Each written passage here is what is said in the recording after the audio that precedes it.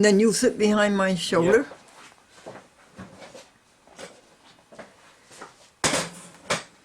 I'm gonna turn my camera on too.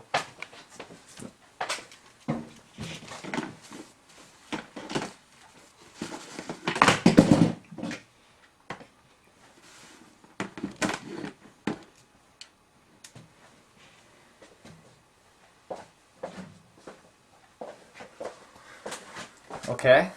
Okay, here's. You want to start? Yeah. Roll it. Go ahead and Yep, roll. we're rolling. Oh, good. Now, Grady Hearn, you're sitting right behind I'm me. right behind you. Yep. Grady Hearn, you are a videographer. Yes. Now, that's a new word that came into the English language. When would you say? 19? Did they call it that in the 60s and 70s or No, I don't think so. just I probably think it like came 80s? in with public access, didn't it? Yeah, camcorders, VHS. Yeah, that's right. And how would you define videographer? Well, it's I think different than what people would call a filmmaker. Yes. It's sort of different than that. So instead of making movies for people, it's kind of like sort of a step down from that in a way. People will hire me to record different moments or weddings or You had a funeral even. I do funeral videography. So I go and I record different events for people and try my best to make it as good as I can. And you work for a company called Power Station. Power Station Video? They're called Power Station Events. So they do all kinds of events. They're actually more of like a staging. So if you're doing a big concert, if you own a big company and you want to do a concert, they will bring the staging. They'll do the audio. They'll set it up. They'll do the lights. So the video department is just a small part of that company. Oh, Actually. really? So it's a very big company, actually, and the video department is a small, like we work in, me, Ken, and Mike work in sort of almost like a closet compared to the rest of the building. And but it's a lot of fun, and we get to work together. We're all friends, and they have such a huge number of clients. yeah, and we're really busy all year round. They really We are. do all kinds of stuff, and they're always throwing more stuff our way. So it gets kind of crazy sometimes, but it's mostly fun. Why did a man want to play his wedding video backwards? I don't know. So he could see him walk out of church a free man. I'm gonna have to use that. Now, how long do you take usually to make a video? All day? Yeah, usually it'll take a lot. Usually we'll be filming for maybe 4 to 8 hours. Wow. Sometimes 8. Sometimes for a lot of weddings, I'm filming for 10 to 12 hours. Really? Yeah, and it's even since I started in 2012 maybe. It's gotten more intricate, more got to get different types of shots, and it's become more close to, trying to make it more look like a movie. Oh. A lot of creative shooting, and the editing ends up taking longer than if we were just to go and record it. But it's good. Ken showed me a lot of. Our friend Ken, he showed me how to do a lot of stuff when it comes to video and editing. Taught me a lot about how to make a good video. Oh, And he also good. taught me about That's Glendora. What'd you say? He also told me about Glendora. Who did, Ken? Ken, yeah. So he's taught me a lot of good stuff. So it's too bad he couldn't be here today. And he talked to you many years about Glendora before we ever met. Yes. Yeah, there were some strict rules at a public access studio that I won't name, but he said Glendora wouldn't stand for this. And I said, who's Glendora? And he said something along the lines of, it's my life goal to be like Glendora. I want to do public access and video forever. And so he does, doesn't he? He does. He could probably, we should encourage him to do it some more. He makes really good videos. He does. He's made some really good videos. He's a really good editor. But he does nowhere near the amount of output that you do. Well, No one could compare, really. I mean, to your the volume of episodes that you've put out. 13,000, honey. 13,000. What number are we on now? 13,400. 13. Yeah, that's. I don't think anyone can compare to that. And you folks are located down around Cheshire, Connecticut, Meriden, Connecticut. Yeah, it is in Cheshire. It's coincidentally across the street from the public access studio that we're a part of. Oh, right across You the can actually street. see it. You can see it right out the window. Really? Yes. Uh-huh. And it's a nice studio, but yeah, though we're there and we work together in a room together, and they call us up. I manage the department, and they call us up and they tell us that we got a new job in. Good. And so we decide which one of us is going to do it, and sometimes we find other workers to go film it for us. And the TV station is Cox, isn't it? The TV station is Cox, yeah. Mm-hmm.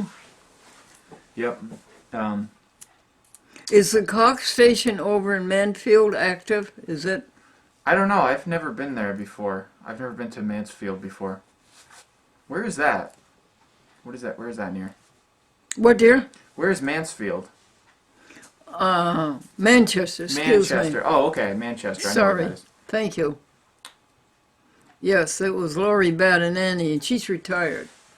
And Craig, who's been there all of his life, has taken over. Yep. What's a video cost? What's it cost? What's the range of making a wedding video these days? Well, they get pretty expensive. The lowest package that they sell at our job is about $2,000. No, Yep. $2,000 for a wedding video. Yes. And they spend a lot of money on people spend a lot of money on their weddings. But we don't make $2,000. So if I go and do a wedding video, I don't make $2,000. No. I will make, and it's a pretty hard job, so it's hard to find people that can do it. Yes. So they have to show up you're all by yourself. You have to show up at the, Oh, you are all by yourself. most of the time. Sometimes you're with somebody, but you show up to the church or the where the ceremony is, and you have to get everything. We have at least 2 or 3 cameras set up. We have to mic up put a lavalier mic on the groom and on the priest, and then when it's all done, you have to break everything down, and then you got to go. They might be taking photos somewhere. You go to the reception. You got to get there before everybody and get set up, and so that's about it's a lot of work. So it's hard for a lot of people to do. But the higher packages get up to be about $4,000. Woo! Really? Yep. But that is like the top tier package, and that's where you fly a drone. Oh, what is this about a drone? A drone is it's like a little helicopter that you can fly. It's like a remote control helicopter with a camera attached to it. Really? And I could fly it. I could fly it from here, all the way to it's about that big, yeah. And it has a camera attached to it, and you can fly it up. Isn't that And it goes fun? fast too. It could go up maybe up to 60 miles an hour. I Really? could fly it from here to, I don't think there's a limit for how far. I could fly it all the way to the center of town from here. It has a little camera attached, so you fly it over the church and fly it fly it over the bride and groom, get a shot of them walking. So that's the more expensive packages.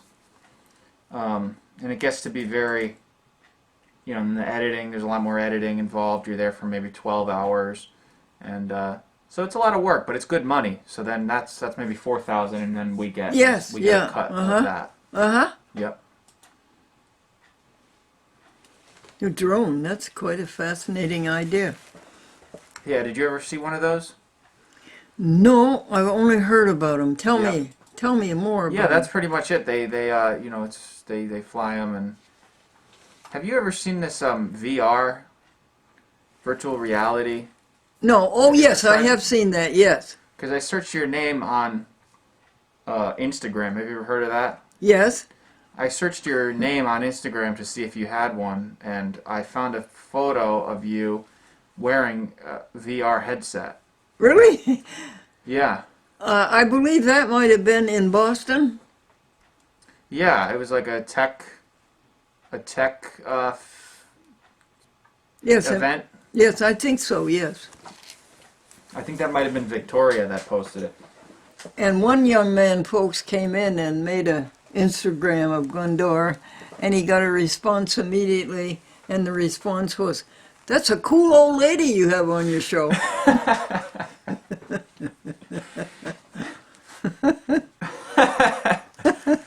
That is. Yeah. And what do you think is the future of these wedding videotapes? It looks like they're going to last forever, right? I think so. I think people want to document their wedding in some way forever. Maybe in the 80s, it used to be more like a camcorder that somebody would go set up somewhere. But now a lot of people have iPhones it's pretty easy to take a recording. So Yeah, people that are going to want to pay for a wedding video want something more creative. They want it to be more cinematic. yeah, It's always cut to music, yeah. and it's like you kind of have to figure out how to make the bride and groom like the star of like this movie, sort of. It's not easy. And so a lot of these weddings are very, very extravagant weddings. Really? Oh yeah, they're very, very big weddings with a lot of people and a lot of just a lot of they're very like royalty type of weddings.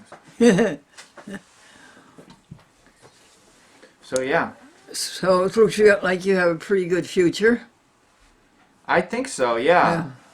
And what do you think of the future of public access TV? Well, I think that right now a lot of people don't know that it exists. A lot of people that I know, when I tell them, if I ask to interview them for public access, they think that means like some sort of access to the public. They don't know that it's a television channel.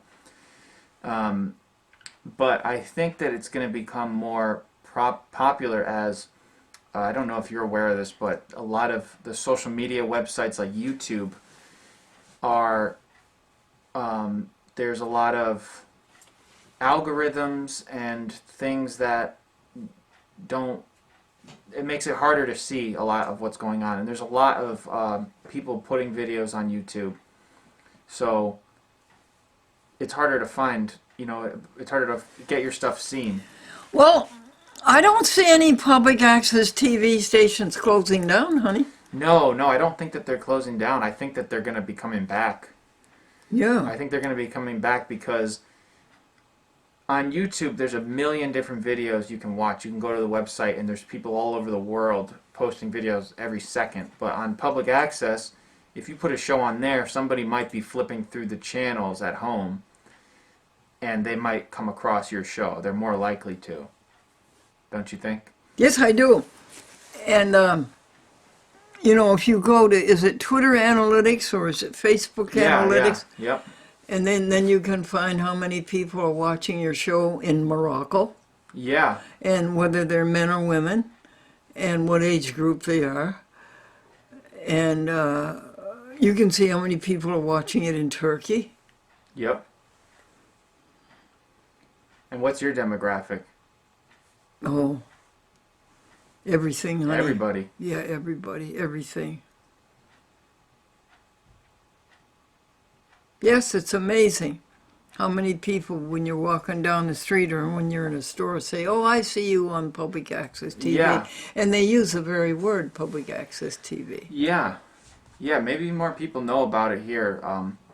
In Cheshire, I told a few people about there being a public access station, and not young people either. You know, people who are older than me were Yes. saying stuff like, "What's public access?"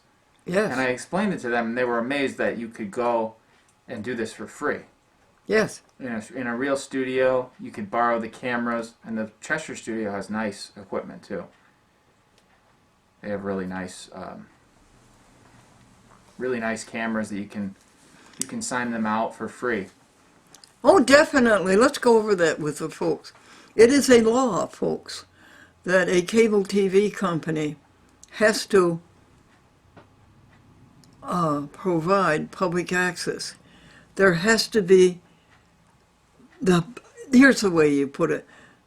The public has to have access to TV. That is a law, state, federal, and municipal. Yeah. And the other great thing to remember, folks, is that we are next to the last forum of free speech. We are not paid to present an opinion or an event or a report, where every other news media they're all paid. They're all paid by big business. They all have an axe to grind. All of the media that you see, no matter where you see it, on the YouTube or on Facebook or on Twitter or on computer, they all have an axe to grind. Yep. They even YouTube has, will take down certain videos. Yeah. It'll censor things. Yep.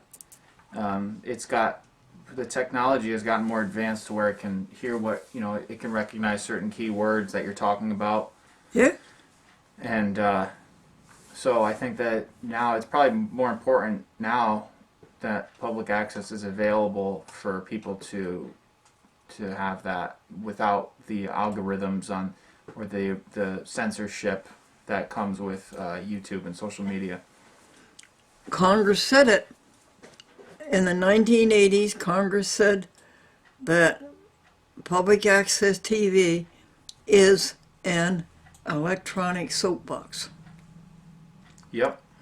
We are a soapbox, and you can't stop anybody from standing up on the sidewalk on a soapbox and saying what he has to say. You can't stop it. Yep. There's 3 things you can't do. You can't be obscene, and you can't be, there's 2 other ones. Nudity is not allowed, and there's one other that the Constitution doesn't allow. It's something like those 2. It isn't slander. Slander is speech. Libel is written. And if you go to a public access TV station and say, well, he slandered me, then the public access station says to you, okay, make up your own show and we'll cablecast it. Yep. Ooh, okay, honey. All right. Yeah, Thanks, Glendora. my pleasure. Grace and peace, everybody. May the God of peace himself sanctify all of us completely through and through. Amen.